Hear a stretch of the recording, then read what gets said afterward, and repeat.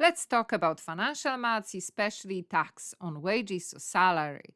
Now, this question was from higher level, but exactly the same kind of question we have in ordinary level as well. So it's good for both levels.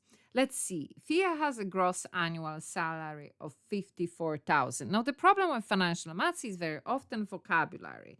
So, well, it's kind of normal because you yet not dealing with that vocabulary.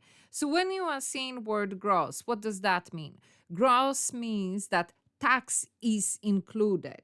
That means that in that value you have money without tax, and then you have tax. Together it's gross. That's what it means. So that 54,000, that is everything.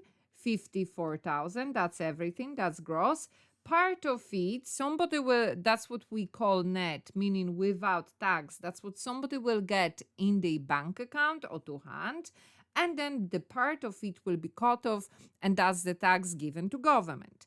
So she pays income tax at a rate of 20% on the first 40,000 and her salary of her salary, and at a rate of 40 on the remainder. She has an annual tax credit of 1,775. So again, let's understand what does that information mean.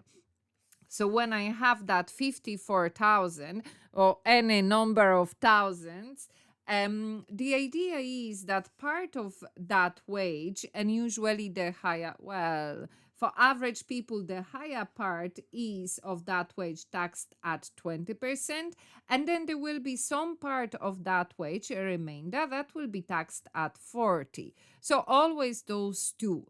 Now, and then we will come back to what does the tax credit mean. So we take part of what she is earning and we taxed at 20, and whatever will be left over will be taxed at 40. So that's how we do the calculation. So here I have like a little kind of steps to follow. So in your exam question, that it could be called first, or sometimes we use cutoff point. They mean the same thing. So whatever is first, whatever the cutoff point is taxed at 20. So in this case we have first, and that is 40,000. So that means 40,000 will be taxed at 20. So we multiply by 20% or 0.2, and we get that that value will be 8,000. Then we take the gross wage, so we take the 54,000 minus that cutoff point of first, which in this case is 40,000. We basically trying to find out what is left over, and therefore that will be multiplied by 40% or 0.4. And again, we put that in the calculator and we get 5,600. So when we add up these two values, we get tax. However, that's not yet the tax that has to be paid. From that, this is where tax credit comes in. We take away tax credit. In our case, we take away 1,775.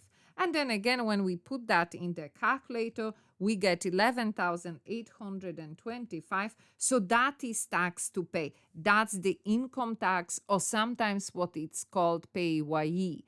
Now, we have to calculate her net pay. So that means that from her gross wage, we take away all the elements of tax. Depending the question, we have three types of tax. Could be just the income tax, but it could as well have PRSI and USC. This is just different names for tax, but they all tax. They all have to be paid. So to find her net, so without tax, so from her gross, meaning what has tax inside of it, so 54,000. And in this case, we only take away the income tax because that's the only thing we have, 11,825. We put that in the calculator, we press equal, and we get 42,175. So very, like I'm saying, not very common for higher level. However, that is a very typical question for ordinary level. But it did came up on higher level, so we all need to know how to do that.